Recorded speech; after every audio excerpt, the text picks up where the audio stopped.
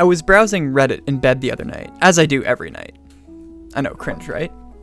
Before I drifted off to sleep, I came across a meme. Mr. White, it's Christmas. What did Santa bring you? Santa Jesse, really he isn't real. Science will bring my presents.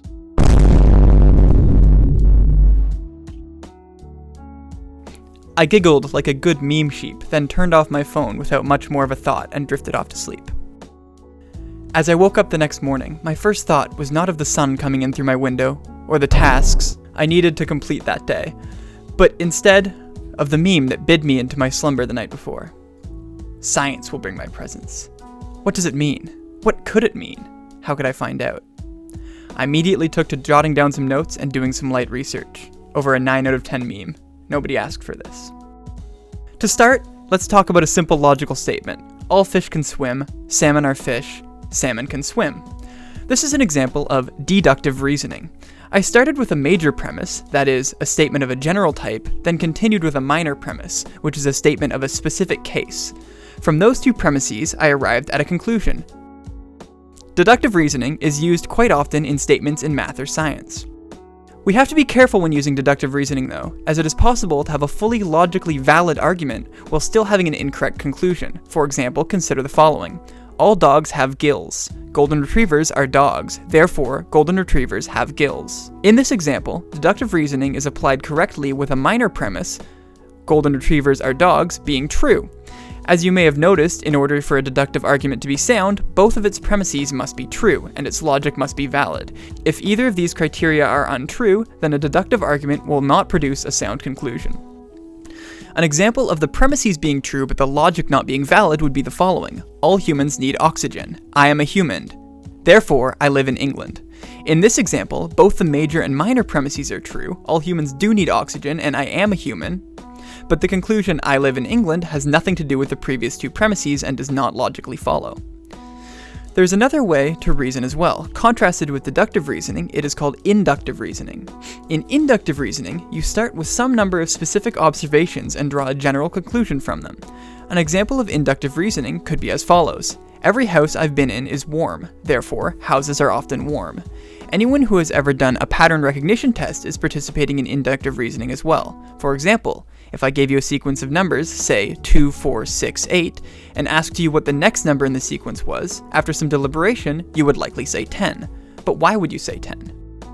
The reason you would likely give 10 as your answer to the above question was simply because you identified a pattern. That is, the number tends to increase by 2 each time, and inductively reasoned that the next number in the pattern would be 10.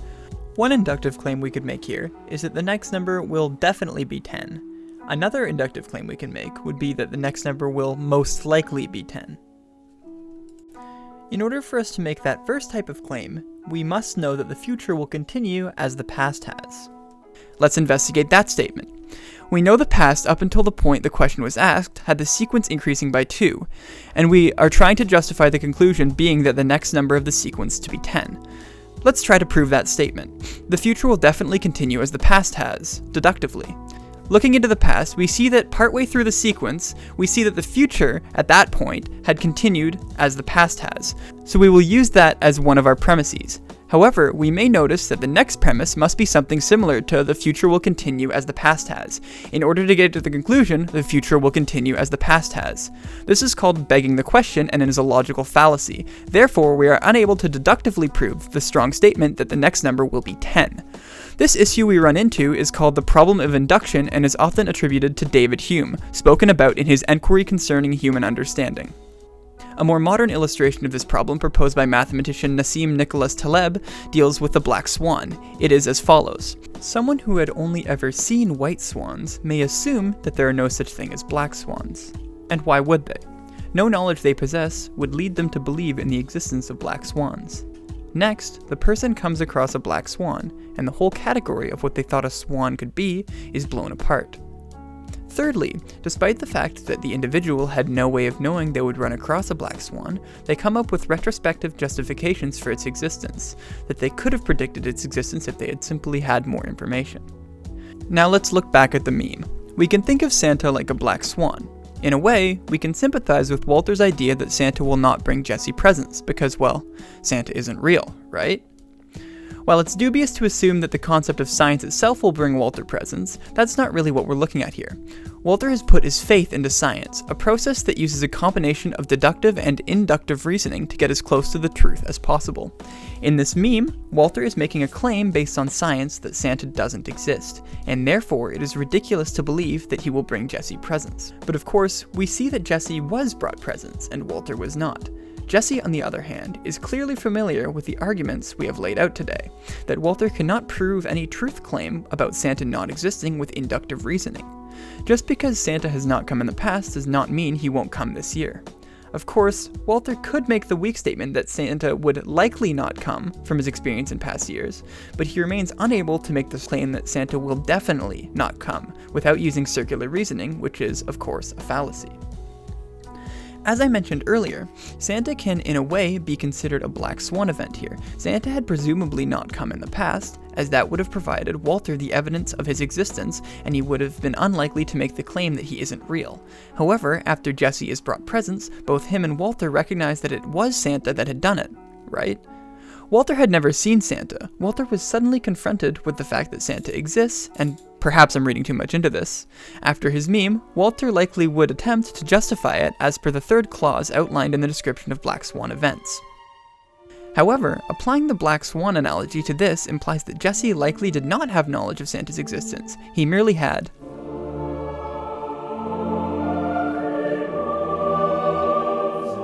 Despite the fact that claim of Santa will likely not come, Jesse still chooses to believe in him. Are we to assume that Jesse has some extra information not available to Walter or the reader? That he has knowledge revealed to him by a higher power? That Santa is not only real but bringing him the presents he asks for? This type of faith is called faith as knowledge, and is presented as truths revealed by a higher power, typically God, to an individual. Many people who experience this can sometimes refer to it as divine revelation. While this doesn't necessarily provide evidence of a higher power to others, those who receive these experiences can often become quite convinced that they were spoken to and given information by a higher power. If this was the only model of faith, then our definition of faith would be something that is received from an outside source, typically a higher power. We know, of course, that this is not the case, as many religious people do not feel like they have had divine revelations or have been given special knowledge directly by God. There must be other models of faith as well. One such model is faith as belief. In Summa Theologica, religious philosopher Thomas Aquinas states that in his view, faith is the midway between knowledge and opinion. Faith in this way looks somewhat like knowledge, but without the process by which we would typically acquire knowledge, abandoning reasoning, both inductive and deductive, to arrive closer to the truth, and taking a leap of faith. This is a very common model of faith, and has been hotly debated by many philosophers for thousands of years. This is the model of faith that I interpret Jesse as having in this meme. He does not possess the knowledge that Santa exists, but merely believes it to be true, and turns out to be right. But does that make Walter's initial assertion that Santa doesn't exist necessarily fallacious? After all, Jesse's claim was based on faith, and Walter is a man of Science!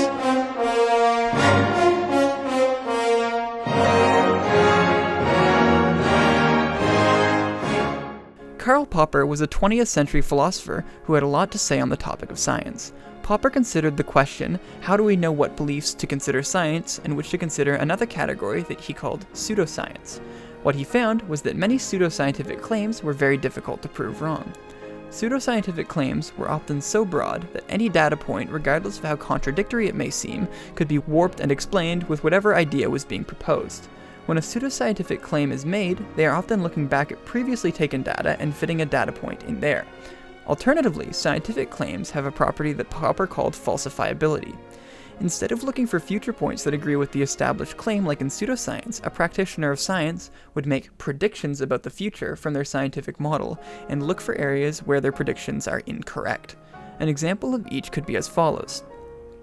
A pseudoscientist may claim that the gravity of an incoming comet would affect the mood of people in a nearby city. They would then walk around the city asking how people were feeling yesterday versus today and compare the two, drawing the conclusion that those who were in a different mood today were so because of the comet, and those that were in the same mood were so because they were originally going to be in a different mood today, but switched back by the gravity of the comet. Regardless of the data points they receive, they could use it to justify their belief. This belief is virtually impossible to falsify. In Popper's view, this means that it is not useful scientifically and is pseudoscientific. A scientist may claim that they would expect the gravity of a black hole to bend light around it, so they would look to observe a black hole in front of a light source and look to see if the light is or is not bending. If the light is not bending, then the theory has been falsified and is thrown out or modified and tested again. If the light is bending, then that is evidence but not proof that the theory may be true until a counterexample is provided. This claim is one of science since it can be proven false with the right experiment. That brings us to the end of this meme. Is Santa real in this universe, or is he not? Jesse certainly believes he is, but he has not actually engaged in any sort of scientific process to get there. Jesse would need to try his hardest to disprove Santa's existence in order to be able to act as if his belief has any scientific merit. To be fair though, Walter has not undergone any effort to try to falsify his belief that Santa isn't real, although admittedly at this point you get into a discussion about the burden of proof that will not be undergone in this video. Look up Russell's Teapot for more information on that. So perhaps it's possible that neither party has justified their belief with scientific process. Perhaps Santa is real within this meme, and perhaps he's not. We have not seen sufficient scientific justification to hold either belief. So what do you think? Did Santa bring Jesse presents? Or do you think that Walter maybe brought presents to Jesse after all? Leave your thoughts in the comments below. I hope you enjoyed this video. Please note that I have no formal philosophy training and all of my sources are just the first thing that comes up when you Google the problem of induction or science and pseudoscience. I have no idea what I'm talking about, I'm probably going to upload a reverb fart meme in an hour, and honestly, you should be ashamed for having such low standards in content creators. All that being said, I'm very happy you tuned in. Have a happy holidays, and remember, perhaps the real Santa is the friends we made along the way.